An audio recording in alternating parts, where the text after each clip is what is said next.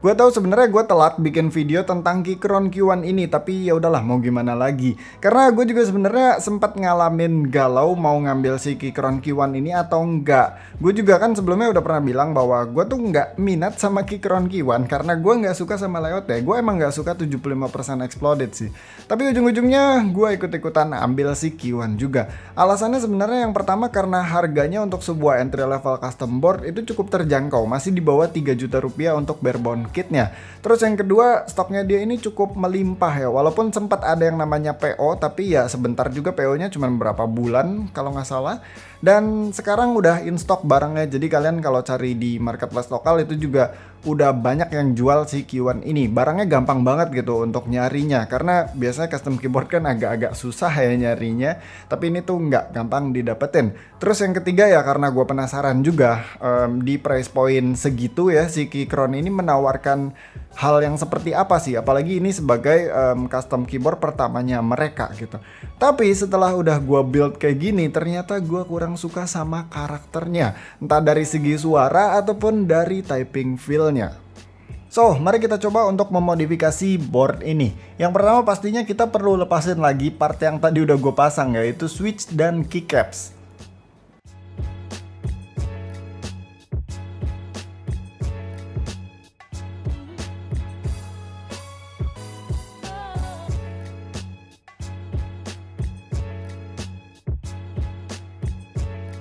Kemudian kita perlu buka 8 baut yang ada di bagian bawah casingnya Q1 ini.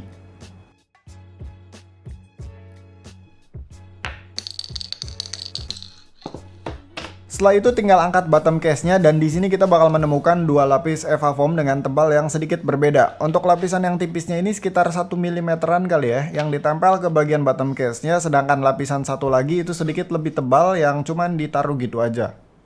Lanjut, sekarang tinggal buka konektor Dr. Board-nya, kemudian lepaskan seluruh PCB set dari top case-nya dengan hati-hati.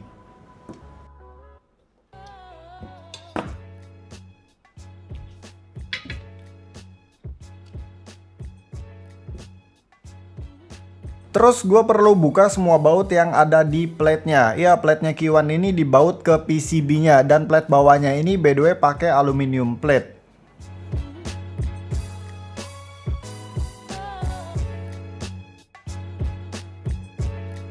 Setelah itu tinggal buka semua baut stepnya dari bagian bawah PCB, karena memang step bawaannya Keychron Q1 ini menggunakan PCB mount step atau screw in step, jadi dia memang dibaut ke PCB-nya dari bagian bawah.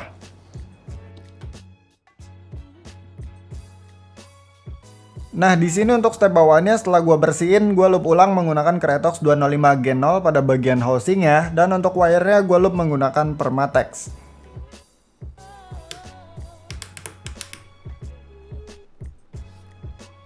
Next, gua mau ganti plate-nya. Q1 ini punya opsi plate yang cukup lengkap lah ya. Ada FR4, polikarbonat, dan brass. Di sini gua pilih menggunakan FR4 plate karena memang gua suka sama karakternya FR4 plate.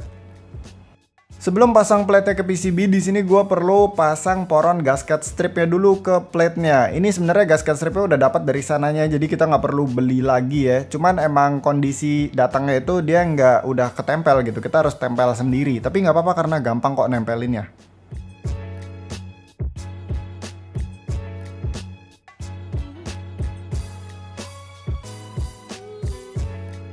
Langkah selanjutnya tinggal satuin aja antara plate, platform, dan PCB-nya menggunakan switch. Ya, jadi sebenarnya si FR4 plate-nya ini udah dapat stand off dan juga baut-baut yang harusnya itu sama dengan alu plate bawaannya tadi, yaitu dibaut ke PCB-nya. Cuman karena gua males masang stand off-nya dan males ngebaut-baut, jadi udah tinggal langsung pasang switch aja karena nggak akan lepas kok, pasti aman. Di beberapa custom keyboard juga memang kayak gitu kok, memang antara plate dan PCB-nya itu nggak dibaut.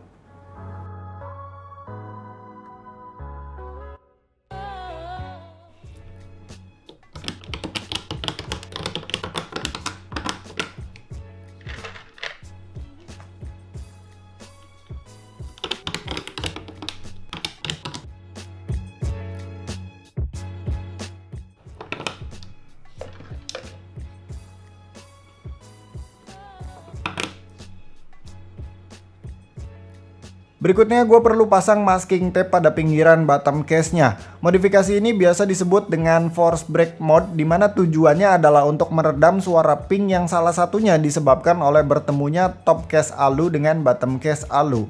Jadi ibarat kata si masking tape-nya ini jadi bantalan lah biar nggak benda keras ketemu benda keras.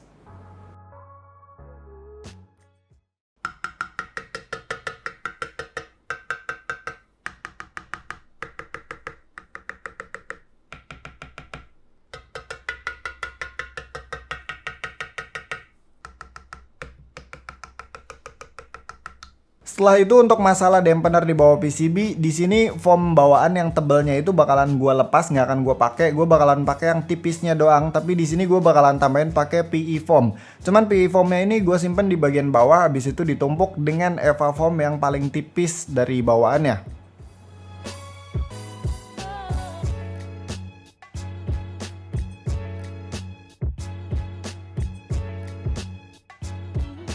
Kemudian tinggal dipasang kembali aja bagian bottom case-nya ke top case beserta PCB set-nya tadi dan dibaut deh.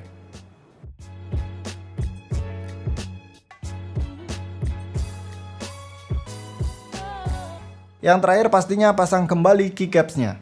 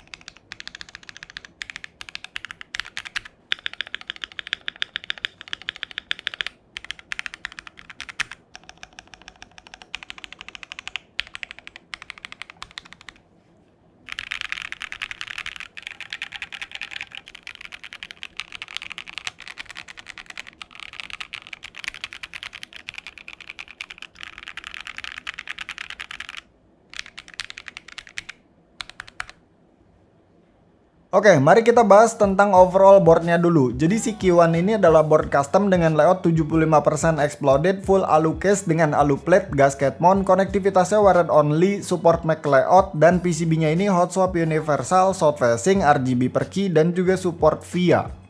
Nah, meskipun gua nggak suka sama layout 75% exploded, kecuali exploded F-row-nya doang, tapi dari segi desain, secara overall sebenarnya bagus-bagus aja karena nggak ada lekuk yang aneh-aneh. Kalau untuk urusan build quality tentu saja berasa solid banget karena Q1 ini kan full pakai alu case dan layoutnya juga gede, jadi ya kerasa berat dan solid. Sebagai custom keyboard pertamanya Keychron, overall Q1 ini termasuk bagus banget di harganya. Memang dalam keadaan stoknya nggak bisa memuaskan gua karena suara ping dari alu case-nya tadi dan ada dua lapis case foam yang bikin PCB-nya nggak punya travel alias flexnya tuh minim banget. Tapi setelah dimodifikasi ya jadi asik kok. Memang keyboard ini punya banyak potensi untuk dimodifikasi sesuka hati biar sesuai dengan selera kita. Meskipun yang gue denger dari komunitas bahwa top case-nya Q1 ini interference dengan keycaps high profile. Gua sendiri ini pakai cherry profile dan sempat ngalamin interference dengan top case-nya, tapi masih bisa geser-geser plate biar nggak interference meskipun dia tetap mepet sih. Gua rasa penyebabnya karena blocker atau frame-nya ini terlalu tebel. Kalau dibuat lebih tipis harusnya bakalan lebih aman sih. Masalahnya dia kan gasket mount juga, yang artinya PCB setnya ini bisa goyang ke sana kemari. Mesti ada headroom untuk geraknya keycaps. Belum lagi kalau kita ngomongin soal stem wobble ataupun housing wobble. Jadi memang masih ada beberapa hal yang bisa ditingkatkan lagi ke depannya. Mungkin di Keychron Q2 bakalan lebih asik lagi. Semoga aja next gue bisa cobain Keychron Q2 juga sih. Apalagi layoutnya memang gue jauh lebih suka Q2 daripada Q1.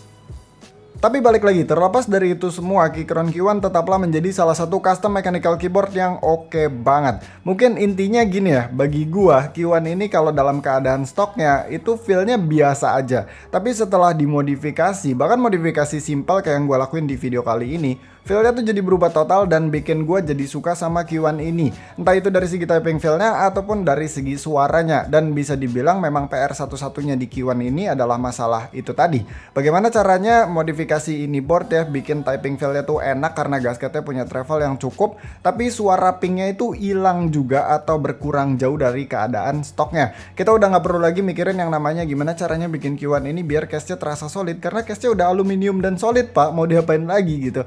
Terus kita nggak perlu lagi mikirin gimana caranya desain plate atau komis ke siapa, beli di mana, karena Keychron-nya sendiri udah menyediakan opsi plate pengganti dari plate bawaannya Q1 ini dengan beberapa material yang ada.